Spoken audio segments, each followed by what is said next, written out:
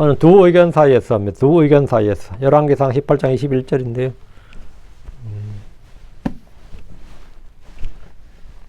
11기상 18장 21절 말씀 같이 읽겠습니다. 또 엘리야가 온 백성이 나아가 이르되 너희가 어느 때까지 두 의견 사이에서 머뭇거리려느냐. 만일 주가 하나님이면 그를 따르고 만일 바알이 하나님이면 그를 따를지니라. 이에 백성이 그에게 한 말도 응답하지 아니하더라. 못하더라. 두 의견 사이에서. 오늘은 두 의견 사이에서 위대하고 거룩한 주 하나님 감사합니다. 이 시간 주의 영을 충만케 하시고 은혜 많이 베풀어 주셔서 또 말씀이 선포될 때 저희가 이 마음 가운데 좀 선한 소원과 선한 의지가 생기도록 해주시고 또 주님을 향한 사랑과 또 주님께서 베푸신 은혜를 기억할 수 있는 그런 시간이 되도록 도와주십시오. 사랑하는 아버지 하나님, 저희가 늘 선택과 결단 사이에서 더 머뭇거릴 때가 많이 있습니다. 주님께서 저에게 바른 분별력 또 바른 기준을 제시해 주시고 저희가 올바로 깨달아 알도록, 그래서 저희가 옳은 것을 선택하고 바른 것을 따를 수 있도록 해주시기 원합니다. 악을 버리고 악을 거제로 선을 택할 줄 알게 하시고 또 죄를 버리고 의를 쫓을 수 있도록, 그리고 이 세속적인가 육신적을 떠나서 성령을 따를 수 있는 그런 성도를 되도록 도와주실 간구합니다. 사랑하는 아버지, 저희가 이 세상에서 참 눈치를 보면서 머뭇거리지 아니하고 이익을 쫓지 않고 오직 주님을 쫓을 수 있도록 해주시옵소서. 그리고 늘 저희 마음의 생각을 좀 주의 말씀과 이 주님을 기준으로 딱 재정립되도록 해주시옵소서. 감사드립니다. 주의 성기도합니다. 아멘. 예. 오늘 공부할 본문은 너희가 어느 때까지 두 의견 사이에서 머뭇거리려느냐 합니다. 인생은 끊임없이 선택과 결정의 연속입니다. 성경은 선택의 역사를 통해서 하나님의 백성들이 어떤 길을 택했느냐에 따라 축복과 저주, 생명과 사망, 하늘과 지옥이 갈라졌음을 뚜렷하게 기록하고 있습니다. 우리는 뭘 선택했느냐? 선택이 선택 한마디로. 에덴에서 아담과 하와가 뭘 선택했느냐? 선악과를 선택하는 순간에 하나님의 말씀 대신에 마귀의 말을 듣고 그걸 따르기를 선택한 순간에 말이죠. 인류 전체가 죄의 사슬에 묶였습니다. 노아는 하나님의 말씀을 따라 방주를 선택함으로써 세상을 구원하는 도구가 되었고, 롯의 아내는 뒤를 돌아보는 잘못된 선택으로 소금 기둥이 되었습니다. 모세는 이집트의 왕자란 신분을 버리고 하나님의 백성과 함께 고난받는 길을 택함으로써 이스라엘을 출애굽으로 인도했습니다. 여호수아는 가나안 정복의 위기 앞에서 나와 내 집은 여호와를 섬기겠노라, 나와 내 집은 주를 섬기겠노라 하며 선포하며 온 백성에게 결단을 요구했습니다.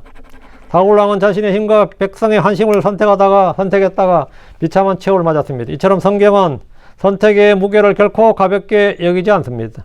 특히 오늘 본문 열왕기상 18장 19절 21절은 죽음과 삶, 우상과 참 하나님 사이에서 머뭇거린 이스라엘 백성에게 엘리야가 던진 강력한 도전입니다. 3년 6개월 동안 하늘이 닫히고 땅이 메마른 가뭄의 재앙 속에서 엘리야는 아합 왕과 온 이스라엘 갈멜산으로 불러 모아서 너희가 어느 때까지 두 의견 사이에서 머뭇거리느냐 이렇게 말합니다. 이는 단순한 역사적 사건이 아닙니다. 오늘 우리 각자에게도 똑같이 울려 퍼지는 하나님의 음성입니다. 우리 현대사회에서 수많은 두 의견 사이에서 머물고 있습니다. 만몬과 하나님, 쾌락과 거룩, 세상과 하늘 사이에서 흔들리고 있습니다. 육신과 성령 사이에서 저희는 무엇을 따라야 되고 어느 걸 따라야 될지 모를 때가 많이 있습니다. 바른 선택을 하지 않으면 아무리 열심히 기도하고 복을 구해도 응답이 없습니다. 죄를 처리하지 않고 복만 바라는 것은 불가능합니다. 요한계시록 14장 13절에 그들의 행위가 그들을 뒤따르리라, 그들의 행위가 그들을 따르리라 하신 것처럼 우리의 선택과 행위는 죽음 위에도 우리를 따릅니다. 에스겔 18장 20절에서도 의로운 자의 의가 그 자신에 있을 것이요 사악한 자의 악이 그 사람 위에 있으리로다 했습니다.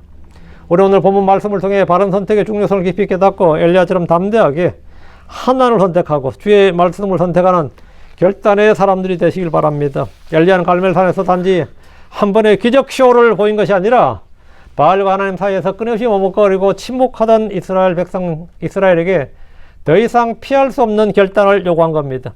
이가 너희가 선택하고 너희가 결정하라 이거예요. 이제 너희가 선택하고 너희가 결정하라. 이제 더 이상 막바지까지 피할 수 없는 결단을 요구하는 겁니다. 그러나 갈멜산에 모인 이스라엘 백성은 침묵을 택했습니다. 아무도 대답하지 않았다잖아요. 그 말은 뭐죠? 침묵을 택했다고요. 그들은 하나님을 대놓고 거부하지 않았습니다. 그러나 그렇다고 하나님을 따르겠다고 고백하지도 않았습니다.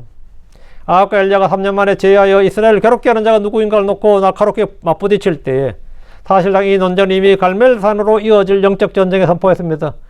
아합은 엘리야를 국가 재난의 주범이라고 생각했고 엘리야는 아합을 우상 숭배자여 하나님의 심판을 불러온 민족의 재앙이라고 생각했습니다.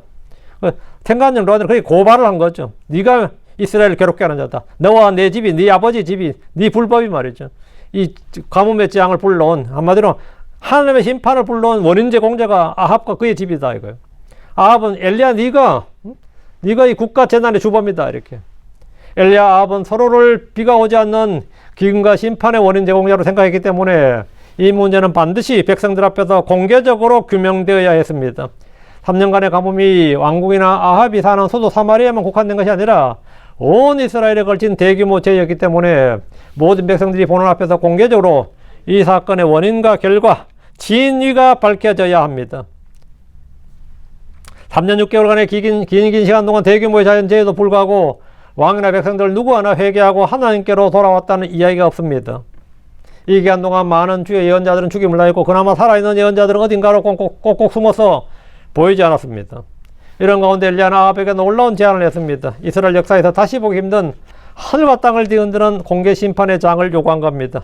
한마디로 오케이 목경의 결투 이런 말이 있듯이 갈멜산의 결투 이런 말 쓰거든요. 크리스천들 사이에 많이 씁니다. 갈멜산의 결투, 갈멜산의 대결. 자, 본문 보겠습니다. 19절.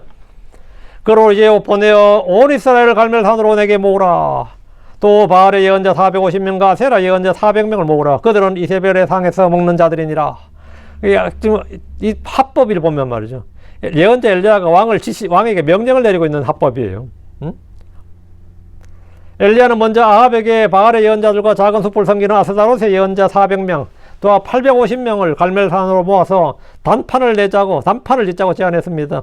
갈멜산은 주의 제단이던 곳입니다. 원래 이곳은 이 제단이 있어서는 안 되는 곳이지만 그나마 이 제단마저 부서지고 바알 산당이 대신 자리 잡아버렸습니다.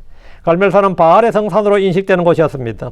아합이나 바알의 예언자들 입장에서 보면 이곳이야말로 자신들의 터전이 다른 홈그라운드와 같은 것입니다. 본래 이 산은 아셀 지파의 땅에 있는 산으로 사마리아 경계 밖에 있는 산이고 하이파의 해변의 절경이 눈에 들어오는 그런 명산이었습니다. 여기서 놀라운 사실은 엘리야의 압도적인 영적권이와 능력입니다. 그는 자신의 목숨을 찾는 아합 왕을 만나서 쫄거나 두려워하거나 약간 기피하는 게 아니라 아합 왕의 죄를 책망했고 질책했고 그에게 이런저런 지시를 내리고 있었습니다. 그는 왕에게 아무런 이유나 설명도 없이 온 이스라엘 백성들과 바알과 아스다롯의 예언자들을 소집할 것을 요구한 겁니다. 주님께서 엘리야를 다시 보내실 때는 비를 내리시기 위함이었습니다. 그러나 비에 대한 말은 한마디도 없고 뭔가 다른 일을 계획하고 있음을 볼 수 있습니다. 엘리야는 다시 비를 내리기 전에 지금까지 당한 가뭄의 재앙이 그들의 죄 때문이고 자연현상이 아니고 그들의 죄 때문이고 주님의 심판이라는 사실을 가르쳐 줘야 됐습니다. 그리고 그들이 주를 찾고 회개하도록 해야 됐습니다. 하늘에 비가 내리기 전에 땅에서 풀어야 할 일이 있었습니다. 이제 온 백성은 주 하나님과 바알의 참모습을 볼 때가 왔습니다. 죄에 대한 자각이 없고 심판에 대한 깨달음이 없는 백성에게 이런 상태에서 그냥 비가 확 내려버리면 아무것도 아닌 거죠. 그럼 진짜 황당한 거죠. 그럼 지금까지 내렸던 가뭄과 재해는 의미가 없어집니다. 무서운 가뭄과 그로 인한 기근에 대한 하나님의 치유책을 들고 있는 엘리야가 어떻게 주님의 복을 이 땅에 회복했기는지 주목해 봐야 됩니다. 주님의 복이 임하기 전에 선행되어야 할 것은 주님의 저주와 심판을 촉발했던 그 무엇을 반드시 먼저 처리해야 한다는 겁니다. 이 땅에서 주의 심판을 불러일으킬 죄악을 벗어버리기를 거부하는 동안에는 아무리 주의 복을 구하고 기도해도 소용이 없습니다.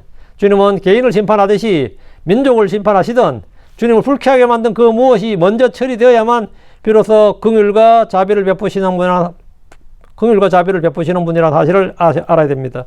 성경에 기록된 많은 복들을 부여잡고 말씀하신 약속들을 굳게 믿고 기도해도 도무지 응답이 없다면 내가 처리해야 할 죄가 무엇인지를 깨닫게 해주시도록 간절히 기도하고 그것을 먼저 처리하는 지혜를 배워야 됩니다.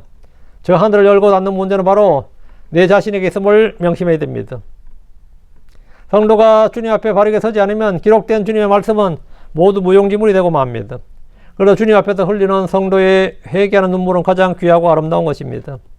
지금 19절 다시 그러므로 이제 보내어 온 이스라엘을 갈멜산으로 내게 모으라. 또 바알의 예언자 450명과 세라의 예언자 400명을 모으라. 그들은 이세벨의 상에서 먹는 자들이니라. 참 엘리야가 참 아주 왕 앞에서 명령을 내리고 있는 겁니다. 예, 명령을 내고 작은 숲의 예언자 400명을 모으라 이랬는데 예. 엘리야는 크나큰 하나님의 영광이 이방의 우상들에게 훼손나고 하나님의 백성이 우상들에게 이끌려 맞는다는 사실을 용납할 수 없는 특별한 열정과 질투하는 마음이 있었습니다. 사랑은 질투와 동의합니다. 열왕기상 19장 10절 14절 보면 내가 만군의 주 하나님을 위하여 매우 질투하였나이다. 하나님을 뜨겁게 사랑했기에 하나님을 거슬러 범죄하는 어떤 것도 용납할 수 없었습니다. 그는 이 땅에 이스라엘 백성들이 본 앞에서 바알의 예언자들과 작은 숯불 섬기는 예언자들을 모조리 죽여버리겠다는 불붙는 질투심을 가슴에 소유하고 있었습니다. 성경은 이런 질투를 악한 감정이라고 부르지 않습니다. 아가서 8장 6절에 사랑은 죽음같이 강하고 질투는 무덤같이 잔인하니 그것의 숫들은 극히 맹렬한 불꽃을 지는 불붙은 숫들이니라 됩니다. 질투의 불꽃이 얼마나 강하고 사랑의 불꽃이 얼마나 강한가지 말하는 겁니다. 참된 사랑은 결코 중립을 허락하지 않습니다. 주를 향한 엘리야의 질투심이 바로 이런 질투심이었습니다. 엘리야의 질투는 자기 명예를 위한 분노가 아니라 하나님의 영광을 위한 불꽃이었습니다. 성령께서 성도의 마음에 이와 같은 거룩한 질투를 다시 불붙이실 때 우리는 비로소 주를 위하여 매우 질투하였다는 말의 의미를 이해하게 됩니다. 엘리야는 지금 혈혈단신이었지만 살아계신 만군의 주 하나님께서 함께 있었기 때문에 천만인, 백만인, 천만인에 또 두려워하지 않는 담대함이 있었습니다. 갈멜산에는 엘리야 혼자 있는 것 같지만 만군의 주 하나님께서 함께 계셨습니다. 우리가 어디에 있든지 어디로 가든지 주의 성령께서 항상 함께 계십니다. 여러분이 주를 위한 질투로 불붙는다면 주의 성령 역사로 인해 죽음도 두려워하지 않을 것이고 모욕받는 것이 수치스럽지 않을 겁니다. 나를 바라보는 수백 수천 명의 시선이 두렵지 않을 겁니다. 주님을 사랑하느냐 이거. 그렇다면 주님에 대한 질투가 있는지를 살펴보면 됩니다. 20절입니다. 예. 이에 아합이 온 이스라엘 자손들에게 보내어 예언자들을 갈멜산으로 함께 모았더라. 엘리야 요구에 아합이 이렇게 순순히 즉각적으로 따르는 이유가 뭡니까? 아합 왕은 마치 엘리야의 종이라도 되는 것처럼 엘리야의 말에 전적으로 순종하여 즉각적으로 갈멜산 소집령을 전국에 공포했습니다. 이는 주 하나님의 주권을 보여주는 놀라운 말씀입니다. 잠언 21장 1절에 왕의 마음이 주의 손에 있나니 물 있는 강을 같도다. 그분께서 그것을 어디로든지 그분이 뜻하시는 곳으로 돌리시느니라. 왕의 마음이 주의 손 안에 있다. 그렇죠? 왕의 마음이 주의 손 안에 있다. 주님은 사람의 마음을 마음대로 움직이실 수 있습니다. 사람의 영을 마음대로 움직이실 수가 있는 겁니다. 사람의 마음을 완악하게도 만들고 강팍하게 만들 수 있어요.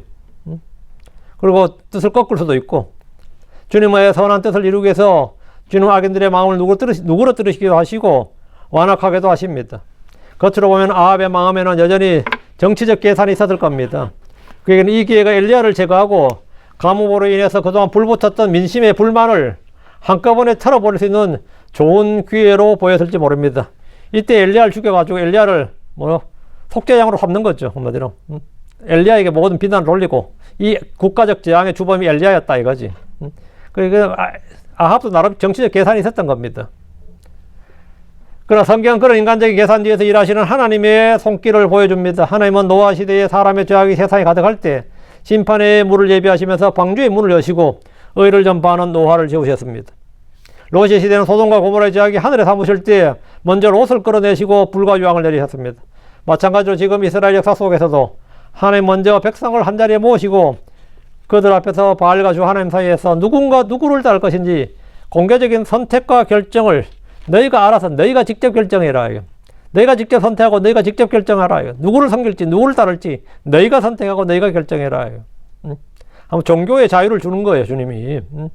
선택과 자유는 너희가 하는 것이다. 이것은 성도들이 반드시 명심해야 될 근본적인 진리입니다. 많은 사람들은 사건의 원인을 외적인 것에서 찾고 이해하고자 합니다.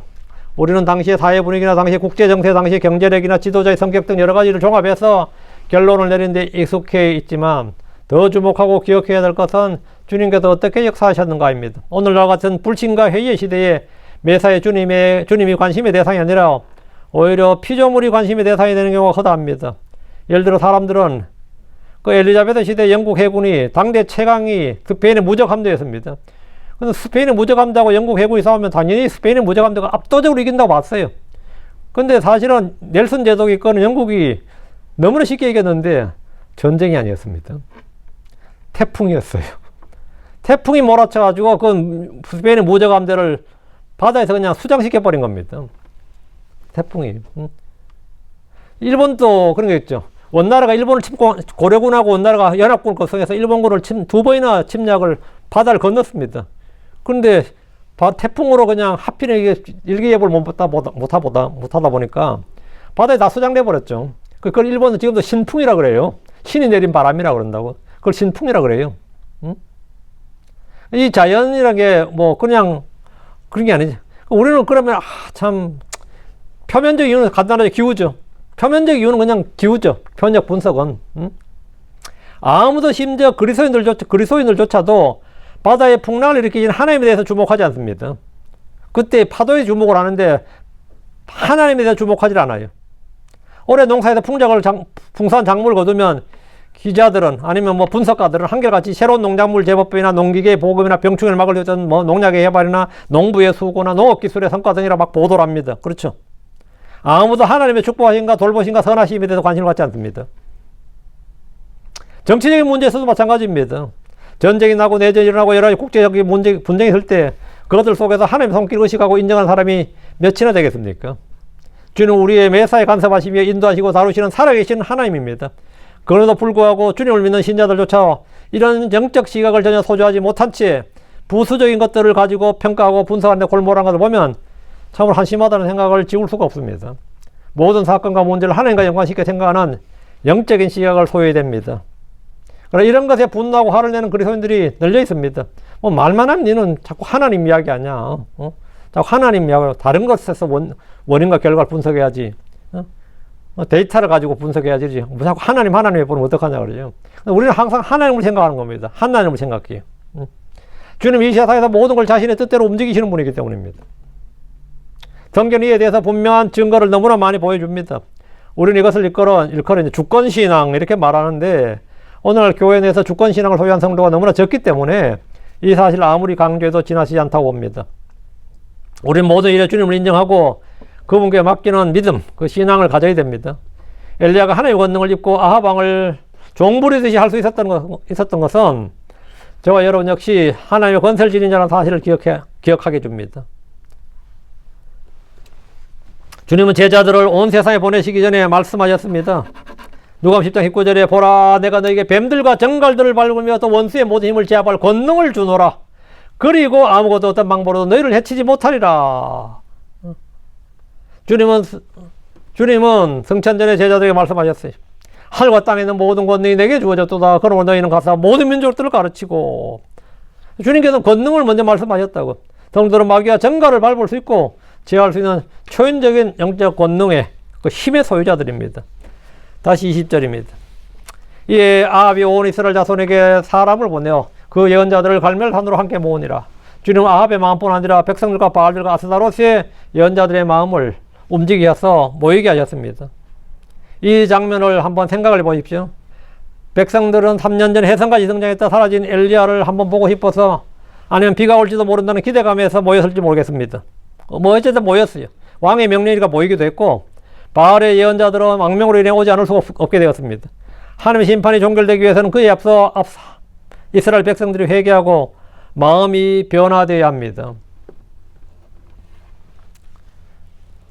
3년 6개월이라는 기나긴 가뭄도 이들을 변화시키지 못했고 그로 인한 극심한 기근도 이들을 해결케 하지 못했습니다. 이들은 여전히 우상을 숭배하고 있었습니다. 몇 명인지 모르지만 하나님의 예언자들은 숨어버렸습니다.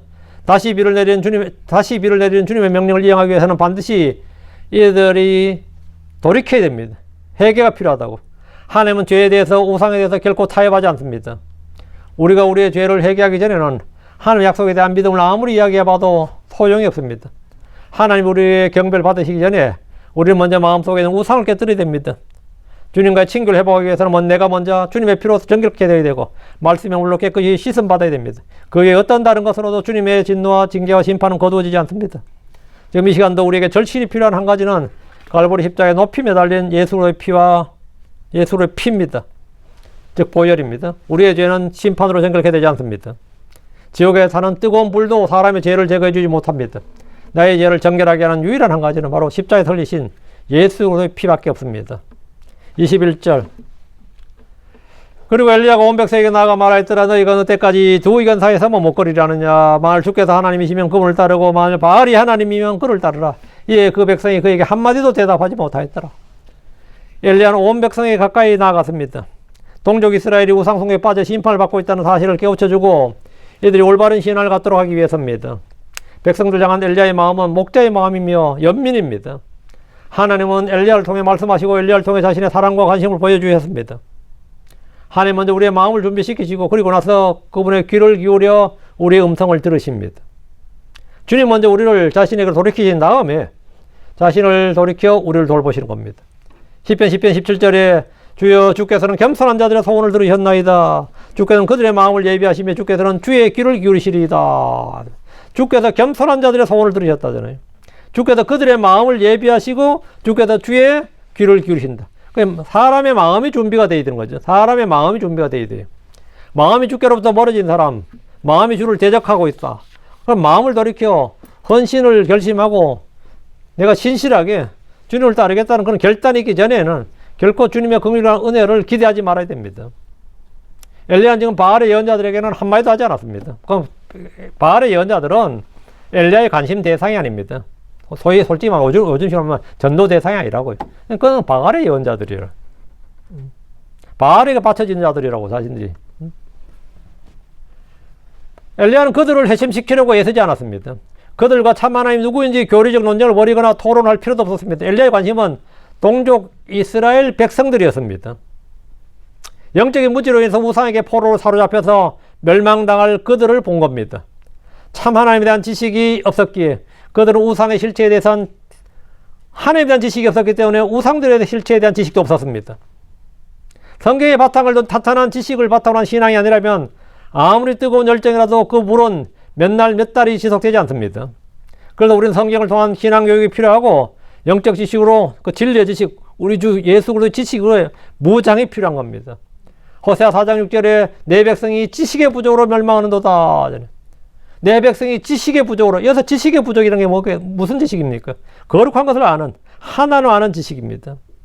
이게 바로 영적인 지식, 진리의 지식이에요. 이사야 5장 13절에 그러므로 내 백성이 지식이 없으므로 그들이 포로 잡혀갔으며 또 그들의 종교한 자들은 굶주리고 그들의 무리는 갈증으로 목말랐도다. 지식이 부족함으로, 지식이 없으므로 그러잖아요. 이스라엘 백성들의 무지는 배교로 직결되었고 주님과 바알 중 누가 하나님이냐는 이 기본적인 질문에 묵묵부답이었습니다. 이 질문에 답을 못하는 거예요.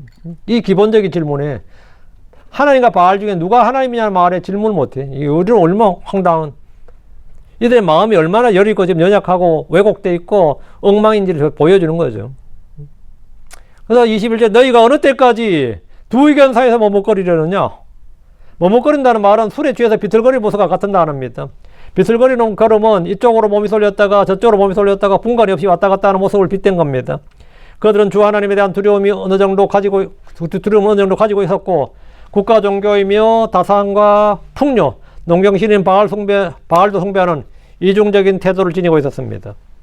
11개 17장 33절에 보면 사마리아의 종교가 나와요. 그들이 주를 두려워하였고 그들이 어디로부터 민족들을 사로잡았든지 그 민족들의 관습에 따라 자기들의 신들을 섬겼더라. 주를 두려워하고 또 자기들의 신들도 섬겼다잖아요.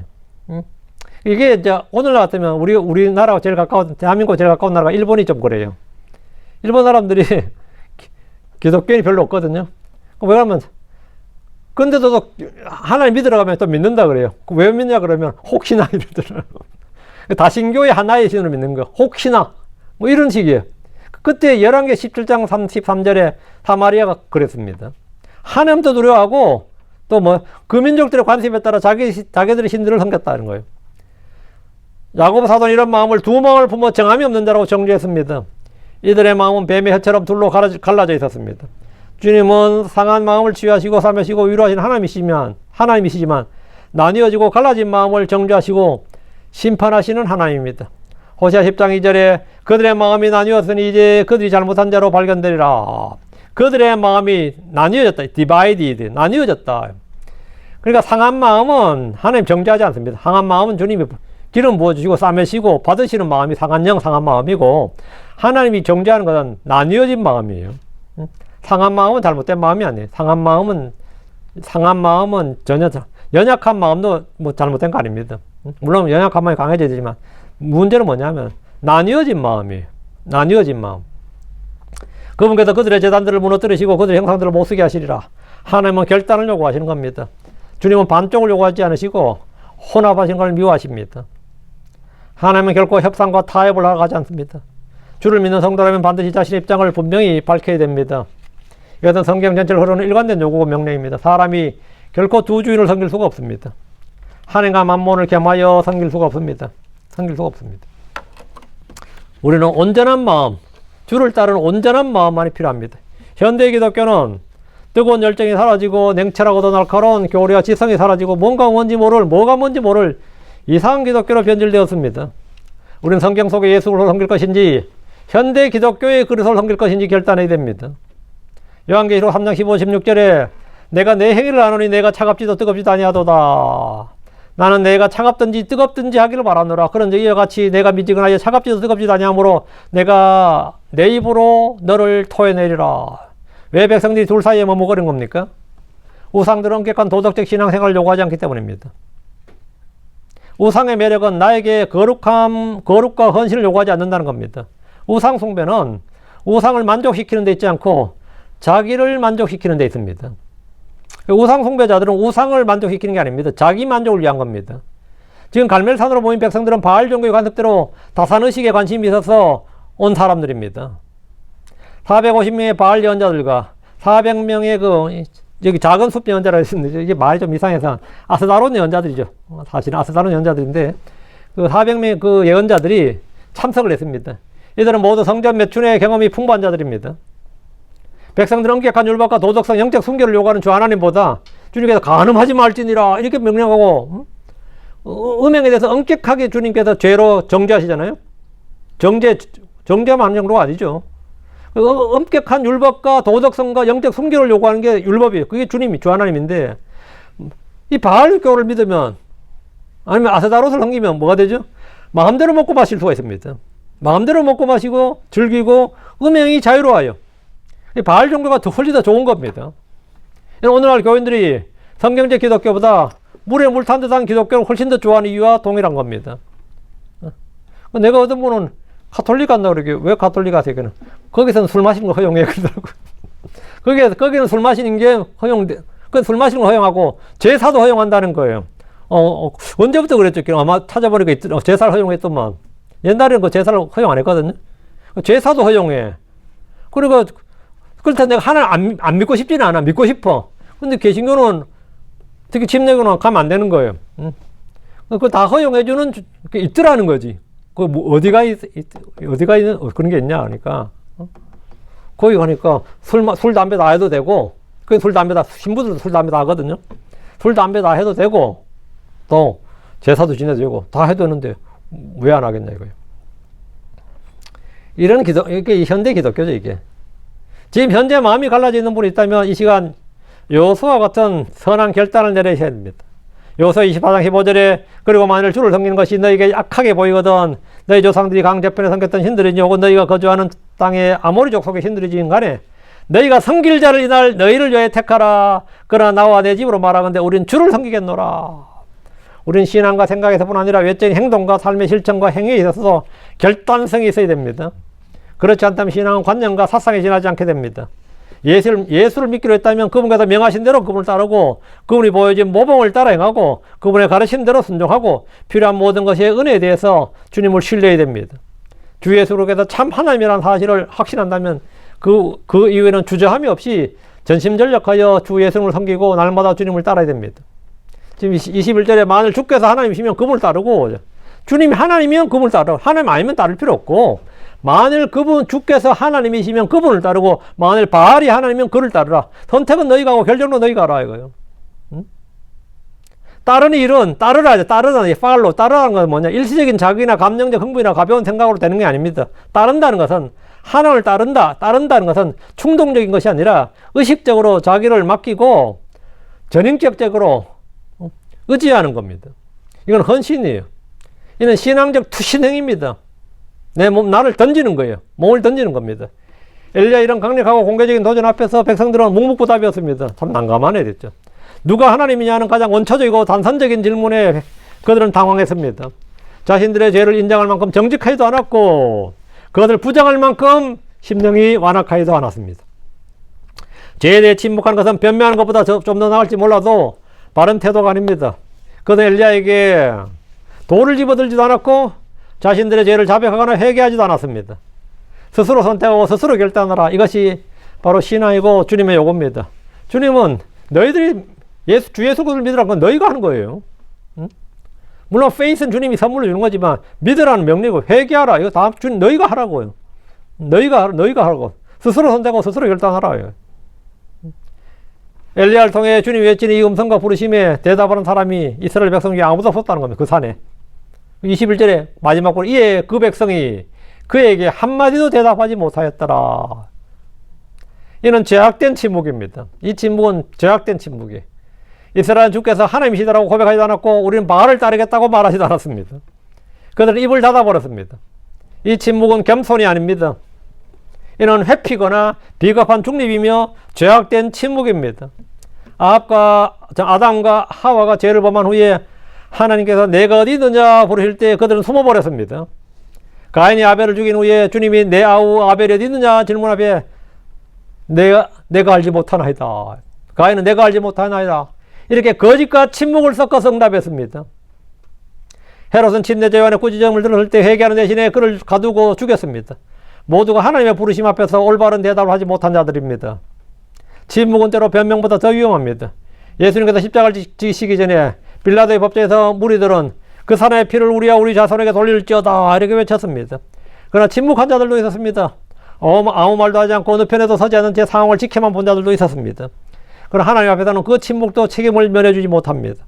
주님은 누구든지 사람들 앞에서 날 시인하면 나도 하늘에 계신 내 아버지 앞에서 그를 시인할 것이고 누구든지 사람들 앞에서 날 부인하면 나도 그를 부인하리라고 말씀하셨습니다. 침묵은 사실상 부인과 다른 얼굴입니다. 부인의 다른 얼굴이에요. 주님의 부르심에 대답하지 않은 백성들은 언젠가 그들이 부르실 때에 주님의 응답을 기대할 수 없다는 사실을 알아야 됩니다. 잠언 1장으로 가죠. 24절, 28절 두 구절 한번 비교해 보십시오. 1장 24절과 28절. 24절부터 보죠. 이는 내가 불렀으나 너희가 거절하였기 때문이요. 내가 내 손을 내밀었으나 아무도 중시하지 아니하였기 때문이라. 주님이 불렀는데 그들이 뭘 거절했다 이거예요. 내가 내 손을 내밀었으나 아무도 중시하지 아니하였기 때문이라. 이에 대한 결과가 뭐냐? 기도에도 응답하지 않는다는 겁니다. 아무리 주를 구하고 찾고 불러도 주님은 대답하지 않으시고 그분을 발견할 수 없게 됩니다. 28절. 그때 그들이 나를 부르리라. 그러나 내가 대답하지 아니하리라. 그들이 일찍 나를 찾으리라. 그러나 그들이 나를 발견하지 못하리라. 너희가 나를 거절하고 나를 중시하지 않으면 너희들이 고생하고 힘들 때 막 줄을 차고 불러도 내가 대답하지 않고 너희가 나를 찾아도 나를 발견하지 못한다. 지금 하나님의 부르심 앞에서 침묵하는 자들은 훗날 자기의 고통 속에서 부르짖을 때 하나님의 침묵을 경험하게 될 겁니다. 이것이 죄악된 침묵의 무서운 대가입니다. 오늘 교회 안에서도 이런 침묵을 흔합니다. 설교를 들을 때 자기 마음을 찌르는 말씀이 나오면 얼굴이 굳어지고 입술이 다치고 시선이 땅으로 떨어집니다. 말씀이 내 죄를 드러낼 때 신경이 긁힌다 그러죠. 신경이 긁힌다고. 그 말씀이 내 죄를 드러낼 때 아멘으로 반응하기보다 침묵으로 방어막을 칩니다. 그러나 경배란 하나님 말씀 앞에 전인격적으로 반응하는 자리입니다. 귀를 열고 마음을 열고 입을 열어 하나님께 응답하는 것이 경배입니다. 이스라엘 백성은 갈멜산에서 이 경배자의 반응을 보이지 못했습니다. 그래서 아직 비는 내리지 않았습니다. 아직 불은 떨어지지 않았습니다. 하나님 먼저 마음의 결단과 입술의 고백을 요구하셨습니다. 경배는 하나님의 말씀에 대한 침묵이 아니라 전인격적인 반응입니다. 모세도 모압 평지에서 신명기 3장 19절에 내가 이날 하늘과 땅을 불러 너희를 대적하여 증거로 삼노니 이는 내가 너희 앞에 생명과 사망 복과 저주를 두었음이라. 그러므로 너와 내 씨가 살게 하여 생명을 택하라. 내가 두 가지를 너희 앞에 생명과 사망 복과 저주를 두었다 이거예요. 그러니까 너희가 살기 위해서는 생명을 택하라고, 복을 택하라고, 하나님을 택하라고, 주의 복을 택하라고. 예레미야는 예루살렘의 도성 파멸을 앞두고 백성에게 해결 요구했으나 그들은 듣지 않았습니다. 예수님은 갈릴리와 예루살렘에서 나를 따르라고 수많은 사람을 부르셨습니다. 어떤 이는 배와 금을 버리고 따랐고 어떤 이는 재물이 많으로 심히 근심하며 돌아섰습니다. 부르심은 항상 선택과 결단을 요구합니다. 선택 결단을 요구합니다. 저도 예수 만나고 나서 제 인생이 확 바뀌어버린 거죠. 제 인생의 꿈이 뭐겠어요? 가난한 집에서 뭐 아무것도 없는 사람이 출세지향적인 사람이 꿈이 뭐겠어요? 빨리 출세하는 거겠지. 근데 예수 믿고 나니까 출세지향적인 마음이 꺾여버린 거예요. 어떻게 하면 예수님을 더 잘 믿을까, 더 잘 따를까, 이런 데 관심으로 확 바뀌어버린 거죠. 지금 우리가 서 있는 자리는 각자의 갈멜산입니다. 각자의 갈멜산이에요. 하는 우리 각자에게 묻고 계시는 겁니다. 너희가 어느 때까지 두 의견 사이에서 머뭇거리라느냐. 신앙과 세상 사이에서, 헌신과 안락함 사이에서, 십자가와 자기중심 사이에서 언제까지 결단을 미루겠느냐 이거예요. 오늘이 바로 선택의 날입니다. 히브리서 4장 7절에 오늘 너희가 그분의 음성을 듣거든 너희 마음을 강팍하게 하지 말라. 본문의 이스라엘 백성은 하나님의 부르심 앞에서 침묵했습니다. 그러나 참된 경배자는 침묵으로 응답하지 않습니다. 참된 경배자는 시인하고 고백합니다. 다윗은 죄를 자백할 때 이렇게 고백했습니다. 시편 32편 5절에 내가 주께 내 죄를 시인하고 내 볼을 숨기지 아니하였나이다. 내가 말하길 내가 범법들을 주께 자백하리이다. 이에 주께서 내 죄의 볼을 용서하셨나이다. 셀라. 나는 주의 말씀을 들었을 때요, 내가 주께 내 죄를 시인하고 내 볼을 숨기지 않았다. 우리도 당연히 그래야 됩니다. 이스라엘은 지금 자백도 안 하고 침묵해 보는 거죠. 내가 범법들을 주께 자백하리라 해야 되는데, 우리의 범법들, 우리의 불법들, 우리의 죄악들 주께 자백하리라 해야 되는데, 이게 세계의 시작인데 안 했습니다.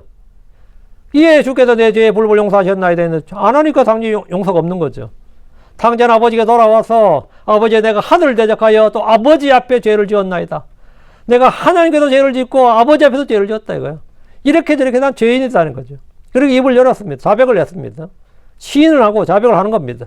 베드로는 주님을 부인한 후에 통곡함이 울었고 부활하신 주님 앞에서 예 주여 당신은 내가 당신을 사랑하는 줄 아시나이다. 주께서 내가 당신을 사랑하는 줄 아시나이다 고백했습니다. 경배는 하나님의 말씀에 대한 전인격적인 응답입니다. 오늘 이 시간에도 주님의 말씀으로 우리를 부르고 계십니다. 우리의 귀를 열어서 주님의 음성을 들려주실 뿐 아니라 우리의 마음을 예비하시고 그 위에 성령께서 회개와 감동과 믿음의 담당을 부어주십니다. 그러면 성도들은 귀로만 듣고 돌아선 사람이 아니라 마음과 입술과 삶으로 응답하는 사람이 되어야 됩니다. 우리 오늘 이 말씀 앞에서 여호수아와 같은 그런 결단을 내려야 됩니다. 너희가 섬길 자리 날 너희를 위해 택하라. 너희가 택하라고요. 너희가 너희를 위해 택하라고. 그러나 나와 내 집으로 말하건대 우리는 주를 섬기겠노라. 여호수아는 나와 내 집으로 말하는데 우리는 주를 섬기겠노라. 머뭇거림을 버리고 침묵을 깨뜨리고 주님을 따르기로 결정을 하라. 결단을 하라는 겁니다. 너희가 안 해도 난 한다고요. 세상이 다 안 해도 우리는 한다 이거예요. 주께서 참만한 힘을 믿는다면 그분을 따르십시오. 바알이 하나님을 믿는다면 차라리 그를 따르고. 그러나 성경이 정언한 바와 같이 오직 주 예수를 소망이 길이요 진리요 생명이십니다. 그러면 이제 더 이상 두 마음으로 머뭇거리지 말고 전심으로 전인격적으로 전생애를 걸고 그분을 따라야 됩니다. 이것이 갈멜산에서 그리고 오늘 이 자리에서 하나님께서 우리에게 요구하시는 유일한 대답입니다. 그래서 오늘 두 의견 사이에서 와야 되는데 우리는 항상 둘 사이에서 아니면 그 이상에서 헤맬 때가 많이 있습니다. 더 이상 우리는 헤매지 말고 머뭇거리지 말고 따르기 바랍니다. 그리고 여기 이제 우리 근본적에 보면 18절에 바알림이라는 단어가 나오거든요. 몇 번 나옵니다. 요거는 그냥 이제 바알이 아니라 바알림 이렇게 나오죠. 바알림은 그냥 바알들 하면 됩니다. 고유명사로 번역할 필요 없이 주의 명령을 버렸고 당신이 바알들을 따랐기 때문이다. 바알은 뭡니까? 단수가 아닌 거죠. 바알이 바알이 굉장히 많았습니다. 그래서 바알들을 따랐기 때문이다. 유일신이 아니거든요. 그래서 이제 요건 이제 바알림인데 이거 바알들 이러면 됩니다. 그거는 그렇게 옆에 적어 놓으시면 될 것 같고요. 네. 됐어요. 오늘 여기까지 하고, 예.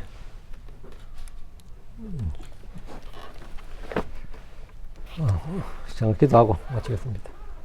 위대하시고 거룩한 주 하나님 감사합니다. 하나님께서 오늘 주신 말씀을 선포했습니다. 참으로 이전에 사람들이 어땠던 것처럼 오늘 사람들도 사람이 바뀐 것이 없고 세상이 바뀐 것이 없습니다. 다만 주를 믿는 사람과 그렇지 않은 사람, 주를 따르는 사람과 그렇지 않은 사람이 있을 뿐입니다. 저희가 아버지 하나님 이제 예수를 믿었은즉 이제 하나님의 사람이 되었습니다. 그리고 새로운 창조물이 되었고 새 사람이 되었는데 저희가 새 영으로 새 마음으로 온전히 주님을 따르게 하여 주시옵소서. 저희가 구원받은 후에도 육신을 따르고 세상을 따를 때가 있습니다. 아버지 하나님 저희가 이런 잘못을 범하지 않도록 죄악을 범하지 않도록 해주시고 저희가 온전히 참 주와 주의 말씀을 따르는 귀한 발걸음을 주님께서 인도하여 주시옵소서. 사랑 아버지 하나님께서 저희 영을 주의 영으로 충만케 하시고 주의 말씀을 저희 속에 쏟아부어 주셔서 저희가 늘 주님으로 가득하게 해주시옵소서. 그리고 저희가 참 하늘을 바라보게 하시고 땅이 아니라 하늘을, 육신이 아니라 성령을 쫓게 하여 주시고 아버지 이익을 쫓아서 살지 아니하고 의를 쫓는 성도가 되도록 도와주십시오. 악을 거절하고 성을 택할 줄 아는 성도를 되도록 해주시고 아버지는 이 땅에서 작은 보상들, 아버지는 어떤 것들을 대가를 바라지 아니하고 아버지는 하늘의 보상, 하나님 주시는 보상을 바라볼 수 있는 성도를 되도록 영적 가치관을 잘 확립해 주실 간구합니다. 이렇게 해서 생각의 변화를 받아야 됩니다. 아버지 하나님, 이스라엘 백성들이 바알들을 따랐던 것처럼 제가 이 세상에 수많은 바알들을 따르고 있습니다. 아버지는 육신을 따르고 세상을 따르고 정욕을 따르고 죄를 따르고 또 아버지 또 마귀들을 쫓을 때도 있습니다. 아버지 하나님, 저희들에게 영적 분별력과 지각의 명체를 더해 주셔서 저희가 이 주의 말씀의 빛을 받아서 성령의 인도하심 온전히 따라서 믿음의 정로를 따라서 예수 그리스도를 뒤따르는 그런 성도들, 의의 길, 생명의 길, 진리의 길을 따르게 하여 주시기를 간구합니다. 제가 늘 마음을 새롭게 하여 변화를 받도록 해주시고 또 저희가 점점 더 많이 성장하도록 해주시기를 간구하며 저희 마음속에 있는 것을 다 버리고 오늘 주님으로 충만해져서 주님이 주시는 복을 위로부터 쏟아주시는 그래서 예수를 통해서 쏟아부으시는 복을 누리는 성도들 되도록 도와주시옵소서. 이 시간 이 말씀을 들은 모든 성도들이 마음을 새롭게 하고 변화를 받아서 자라나고 또 아버지 하나님 결단하는 믿음의 선한 소원과 결단이 있도록 그래서 인생에서 놀라운 날이 있도록 해주시옵소서. 감사드립니다. 주의 승 기도합니다. 아멘.